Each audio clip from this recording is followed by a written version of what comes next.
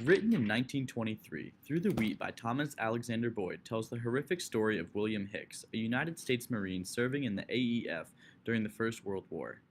Hicks's journey starts slow, as his platoon is deployed as a service unit, but quickly speeds up when he and his comrades in arms are sent to the front. They see horrific acts of war committed by both sides, including gas attacks, artillery shelling, and even bouts of friendly fire. They are also subjected to poor leadership, poor training, and poor supplying on the United States end.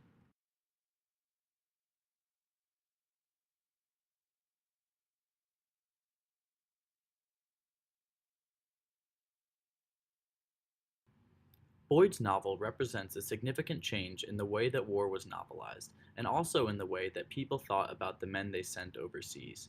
Boyd himself was a U.S. Marine in the war, and many of his experiences are dramatized, but not exaggerated in his novel. Boyd, like Hicks, was gassed by the Germans and watched many of his close friends die before his own eyes. Boyd and Hicks both experienced severe cases of shell shock, better known as PTSD, although Hicks's case was exaggerated more than Boyd's case was.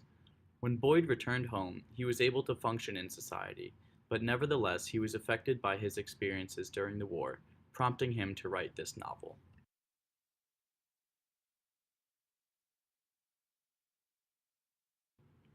Boyd's novel allowed the common people of America to see into the eyes of an infantryman in World War I, something that they had never been able to do before because the men had not or would not tell their war stories, at least not in this level of detail.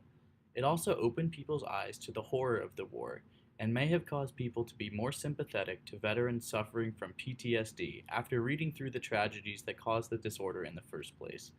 Boyd's writing was ahead of his time in its literary style and influenced both war writers and other writers alike in the years to come. Boyd's work was compared to Hemingway in its prose and was called a work of art by F. Scott Fitzgerald.